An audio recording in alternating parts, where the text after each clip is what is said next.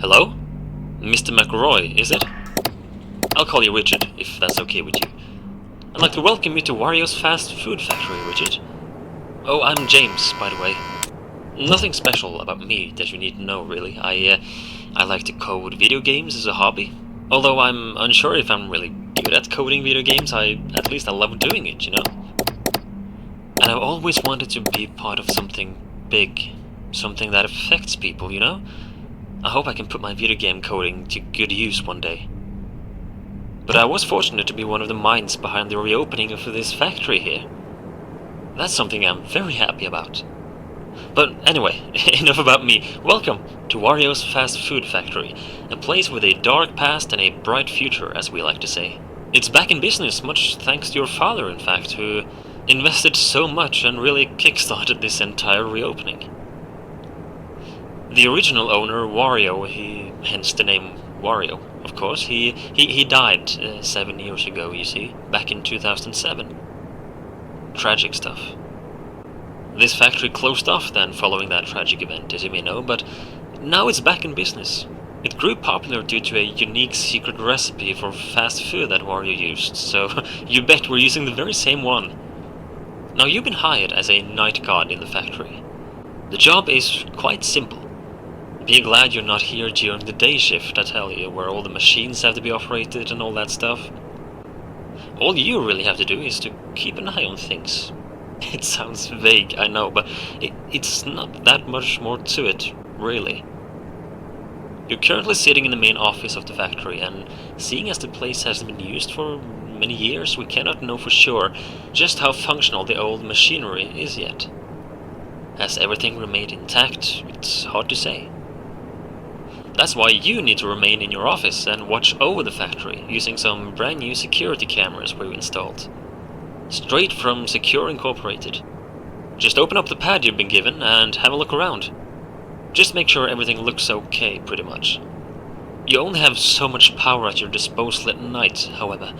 Try not to use all of it. Having that camera pad open drains some of that power, but even worse is the door to your left and the control room window to your right. As you have probably seen, we have installed some buttons you can use for each one of them. The red buttons will bring down strong metallic doors, and the white buttons will trigger lights in the respective doorways. Keeping these doors down will drain quite a lot of power, as do having the door lights active. Please, only use these when you need to. When would you need to, you might wonder? Well, there have been rumors going around for years that this recipe that Wario was using, that we are using now, was quite interesting to money-hungry thieves back in the day when the factory was up and running. So the doors, the lights, it's just for safety, really. Mandatory precautions, that's all. No worries. Just keep an eye on the camera pad, yeah? Otherwise, you should be good, I think, yeah? We are very excited for this new era of the Wario's brand. So, have a good night, Richard, and I'll give you a call tomorrow.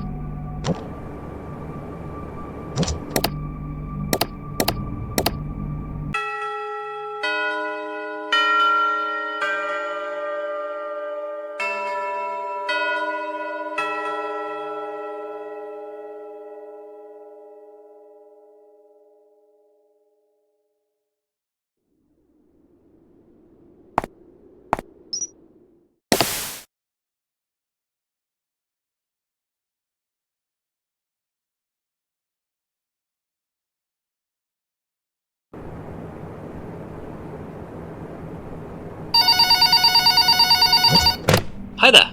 James here again. I heard you did good last night. Well done, Richard. Remember, if you see anyone snooping around at night, you tell us about it, yeah? We don't want another uncomfortable incident, like... Anyway, I heard from a co-worker today that you had questions about this place and its past. Well, the original owner, Wario, you know, businessman, he was kind, yet he wasn't free of greed and stress. But honestly, who are, really? He was clever, and he had that boss-type personality, you know? It was him and his business partner Waluigi who started this factory and the Wario's brand as a whole. I don't know much about this Waluigi guy, aside from him being known as the sidekick, kind of, or as the less interesting one. But Waluigi is said to have been good with words. Charming, convincing, clever, but also insecure. Living in his friend's shadow, putting Wario in front of himself. You know, a people pleaser. That's how people described him. But also a people knower, apparently. He knew how to convince people, getting them to agree with him. That's probably why Wario chose him to be his business partner. The two of them made a good team, apparently. They started a cafe. That was the first thing, back in the 80s, you see, the late 80s. Wario's Cafe, it was their first business, and that's also where this secret recipe of his found its footing and grew popular. They closed it off fairly quickly for unknown reasons, actually, and the two men began in the video game industry instead a few years later, in 1990, I think it was. WarioWare Incorporated. You might have heard of it. It was quite a spectacle, and the ideas and products from there were impressive, to say the least. However, people called the place haunted. Rumors has it that even Wario himself claimed the building felt off. And WarioWare actually partly burned down a few years later, unfortunately. It must have been an electrical fire, I guess. But that's when they were able to found their third establishment, which was this very fast food factory. I think it was a lifelong dream of Wario to build this factory, and finally it was up. And things were going well until, I told you the owner died. But that's not quite the entire story. He, Waluigi, along with 3 of their co-workers, completely disappeared one day. Gone. Nobody found them, heard from them, nothing. People had claimed to get strange vibes from the factory since day 1, and the disappearance of these 5 didn't exactly lighten those rumors up. Some have even used the word cursed when describing this place. So what happened to them exactly, we don't know for sure. But I've talked long enough for tonight, Richard, I'm sorry.